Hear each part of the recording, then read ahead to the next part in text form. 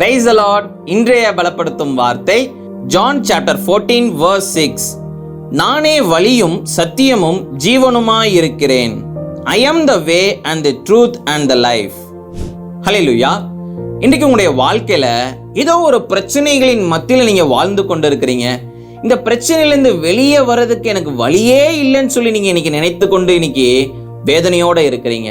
வேத வசனத்தில் நம்ம பார்க்கின்றோம், இயேசு நமக்கு வழியும் சத்தியமும் ஜீவனுமாய் இருக்கிறார். அவர் நமக்கு பாதைகளை காட்டுகிற தேவன்.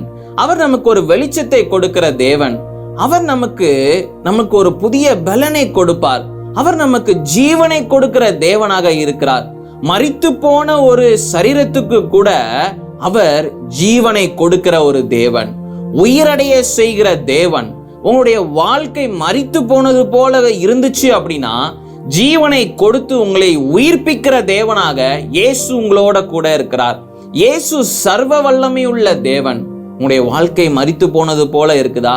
இல்ல உங்களுடைய குடும்பத்தில் அநேக பிரச்சனைகளின் மத்தியில் நீங்க வாழ்ந்து கொண்டிருக்கிறீங்க. இதை எப்படி ஹேண்டில் பண்ண, இந்த பிரச்சனையிலேருந்து எப்படி நாங்க வெளியே வர முடியும்? எங்களுக்கு வழியே இல்லை, ஒரு ஆப்ஷனே இல்லை, எங்களுக்கு யார் இதுல உதவி செய்வா அப்படின்னு சொல்லி நீங்க ஒரு கவலையோட கண்ணீரோட இருக்கிறீங்களா?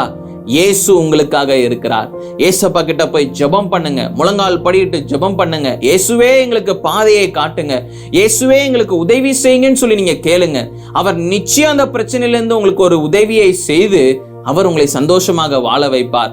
வியாதியின் பலவீனத்திலிருந்து, அந்த கொடூரமான அந்த வேதனையிலிருந்து இயேசு உங்களுக்கு ஒரு விடுதலையை தருவார். மரித்து போனது போல இருக்கிற உங்களுடைய வாழ்க்கையை மீண்டும் உயிர்ப்பிப்பார். உங்களுடைய ஆவிக்குரிய வாழ்க்கையை மீண்டும் உயிர்ப்பிப்பார். அவர் நிச்சயம் பெரிய காரியங்களை செய்வார். இயேசு சர்வ வல்லமையுள்ள தேவன். அவரிடத்துல நீங்க காத்திருந்து ஜெபம் பண்ணுங்க.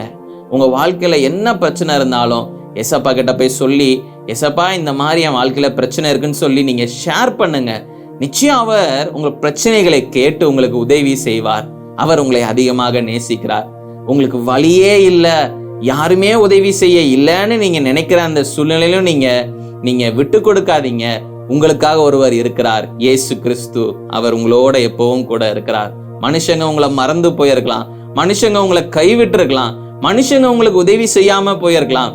ஆனா சர்வ வல்லமை உள்ள தேவன் இயேசு, உங்களை படைத்த இயேசு, உங்களை தாயின் வயிற்றில் நீங்க உருவாகும் முன்னே உங்களை அறிந்த அந்த இயேசு கிறிஸ்து, அவர் உங்களோட கூட இருக்கிறார். அவர் உங்களை நிச்சயம் கைவிட மாட்டார். அவர்கிட்ட உதவி கேளுங்க. அவர் உங்களுடைய தகப்பன்.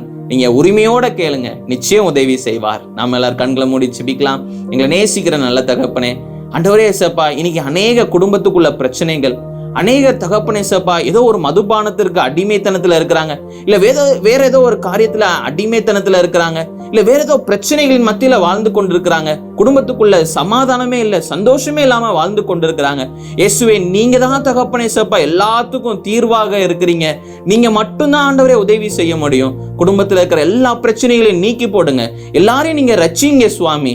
ஆண்டவரே ஏசப்பா, இருள் இருக்கிற மக்களுக்கு ஆண்டவரே நீங்க வெளிச்சத்தை கொடுக்கிற தேவன். நீங்க பிள்ளைங்களை ஆசீர்வதிங்க, ரட்சிங்கப்பா, வழி நடத்துங்க. இயேசுவின் மூலம் ஜெபிக்கிறேன் பிதாவே. ஆமேன், ஆமேன், ஆமேன். சோர்ந்து போகாதீங்க, இயேசு உங்களோட கூட இருக்கிறார். அவர் உங்களுடைய வாழ்க்கையில உங்களுக்கு ஒரு நல்ல ஃப்ரெண்டா, உங்களுடைய தகப்பனா, தாயாக உங்களோட எப்பொழுதுமே கூட இருக்கிற தேவன். அவர் ஒரு நாளும் உங்களை கைவிட மாட்டார். உங்களுக்கு ரொம்ப பெரிய பிரச்சனை, ரொம்ப பெரிய ஒரு இக்கட்டான சூழ்நிலையில் நீங்க இருக்கிறீங்கன்னாலும் கவலையே படாதீங்க. இயேசு கிட்ட உதவி கேளுங்க. அவர் நிச்சயம் உங்களுக்கு உதவி செய்வார். கர்த்தர் உங்களை ஆசீர்வதிப்பாராக. ஆமென்.